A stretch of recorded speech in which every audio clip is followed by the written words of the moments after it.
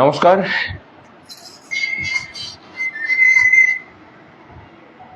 একটা দীর্ঘ বঞ্চনা, সেই বঞ্চনার থেকে মুক্তির একটা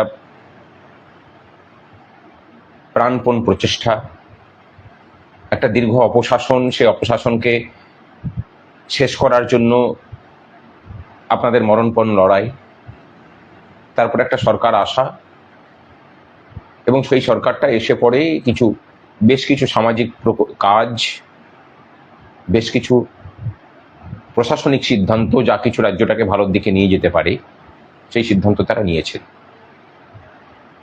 আমরা সংগ্রামী যৌথ মঞ্চ 2023 সাল থেকে, আমাদের 2022 সাল থেকে পথ চলা শুরু। 2023 সাল থেকে আমরা শহীদ মিনারে লাগাতার অবস্থানে আছি।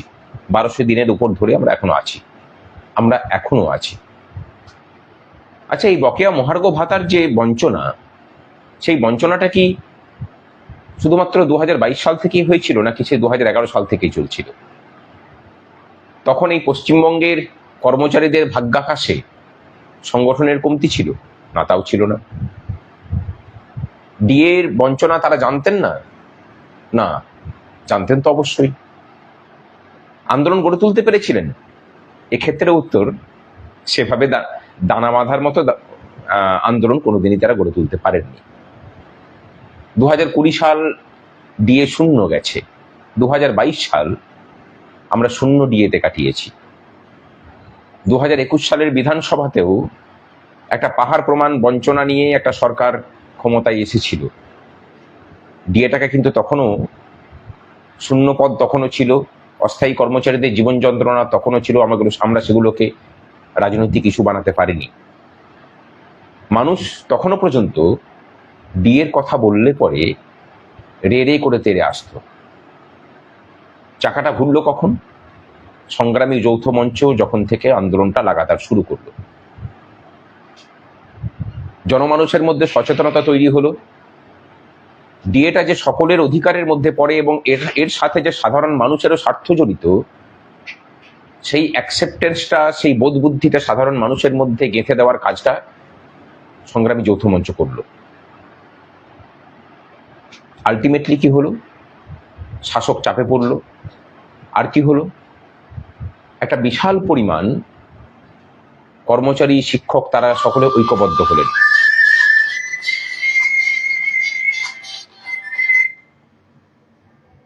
এবং এই ঐক্যবদ্ধতার ফলে আমরা সরকারটা কেমনভাবে কোণঠাসা করতে পারলাম। সরকার যে ন্যারেটিভ দিয়ে কর্মচারীদের দাবি দাওয়াগুলোকে দিনের পর দিন অপাঙ্ক্তীয় করে রাখত, আমরা সেইগুলোকেই জনমানুষের, রাজ্যের পশ্চিমবঙ্গের ক্ষেত্রে দাবির শীর্ষে উঠে নিয়ে আসতে পারলাম। এখানে কোনো রাজনীতি কোনো ভূমিকা নেয়নি। শাসক বলুন, বিরোধী বলুন, তারা প্রত্যেকেই 2011 সালের পর থেকে ছিলেন, সমানভাবে প্রাসঙ্গিক হয়েছিলেন। তারা কিন্তু কেউ কর্মচারীদের এই জীবন যন্ত্রণাকে নিজেদের দাবি সনদের মধ্যে স্থান দেননি। 2026-এর নির্বাচনে প্রত্যেকটা দলকে এটাকে নিয়ে মুখ খুলতে হয়েছে। তারা বাধ্য হয়ে খুলেছেন, কেউ দয়া করে খুলে দেয়নি। কর্মচারীরা বাধ্য করিয়েছে তাদেরকে দাবি মানতে। আজকে এসে সপ্তম পে কমিশনের দাবি আমরাও করেছিলাম। বিভিন্ন রাজনৈতিক দলের কাছে আমরা গেছি, আমরা আলিমুদ্দিন স্ট্রিটে গেছি, আমরা বিজেপির রাজ্য দপ্তরে গেছি ভোটের আগে আমাদের দাবিপত্র তুলে দিতে। সেখানে সুনীল বনশালজি বলুন, সেখানে রাজ্য সভাপতি, বিজেপি রাজ্য সভাপতি মাননীয় স্বপন দাশগুপ্ত, তাপস রায়, যারা সংকল্পপত্র রচনার দায়িত্বে ছিলেন, তাদের সকলের সাথে আমরা বসেছি, তাদেরকে বুঝিয়েছি, বলেছি। প্রত্যেকটা রাজনৈতিক দলকে আমরা বোঝানোর চেষ্টা করেছি। যারা কথা রেখেছেন, কর্মচারীরা তাদের সঙ্গ দিয়েছেন। আলটিমেটলি সরকারটার পতন ঘটেছে। সপ্তম পে কমিশনের গঠন করার দাবি আমাদের ছিল, সেটা রাখা হয়েছে। আজকে একটা সরকার 8 দিন মাত্র হলো। অনেকে বলছেন আমাদের সুর নাকি বদলে গেছে। আরে বাবা, আমাদের সুর বদলায়নি। আমাদের সাথে সঙ্গ দিতে গিয়ে আপনারা যেটুকু সুর বদলেছিলেন, সেই সুর বদলানোটা আসলে কর্মচারীদের দাবি দেওয়ার পক্ষে ছিল না। আসলে ছিল আপনাদের যে গুপ্ত রাজনৈতিক এজেন্ডা আছে, সেই এজেন্ডাকে পরিপূর্ণ করার জন্য। সংগ্রামী যৌথ মঞ্চের কোনো রাজনৈতিক এজেন্ডা নেই।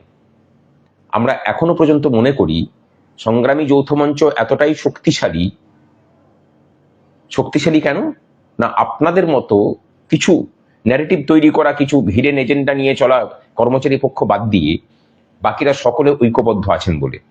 সেই ঐক্যবদ্ধতার শক্তির উপরে ভরসা আছে, বিশ্বাস আছে।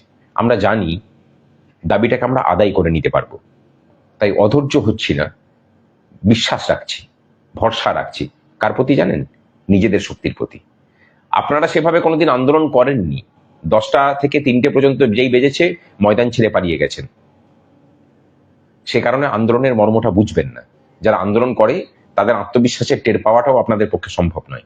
তাই কিছুদিন চুপ করে থাকুন।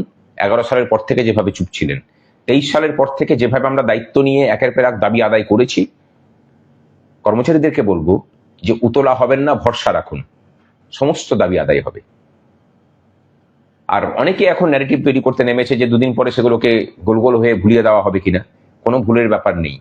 এআইসিপিআই অনুযায়ী কড়াইগন্ডায় বর্তমান বকেয়ার যে 42% সেটাকে বুঝে নেব। 8ম বেতন কমিশন সেটাকে গঠন করানো, কেন্দ্রের সাথে সাযুজ্য রেখে সেটাকে যথাসময়ে লাগু করানো, সেটাকে বুঝে নেব। আমরা বুঝে নেব সুপ্রিম কোর্টের নির্দেশ অনুযায়ী যে বকেয়া মহার্ঘ ভাতা, তার পাই পয়সা এবং সঠিক হিসেব সহ সেই হিসেব কষে আমরা ইন্দু মালহোত্রা কমিটির কাছে পাঠিয়ে দিয়েছি।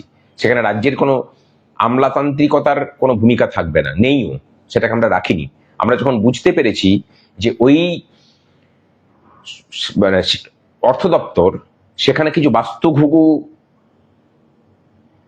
আমলার মুখোশ পরে বাসা বেঁধেছে, যারা আসলে এই রাজ্যের মানুষের এবং কর্মচারীদের বিরোধী, যারা আসলে এই রাজ্যের বাসিন্দার নন, বাঙালি জাতির কোন রকমের কোনো স্বার্থ রক্ষা তাদের অভিধানে নেই, আমরা তখন যেখানে জানানো সেখানে জানিয়ে পড়ে তার ব্যবস্থা করেছি।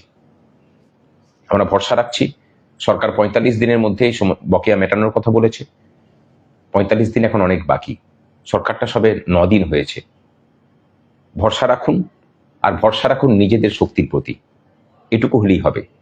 তাহলে দেখবেন যে এই ন্যারেটিভ ছড়ানো অপকর্মের যেসব মানুষজন আছেন তারা খুব বেশি বিভ্রান্ত আপনাদেরকে করতে পারবে না। ভালো থাকুন, সুস্থ থাকুন, নিজেদের প্রতি বিশ্বাস রাখুন।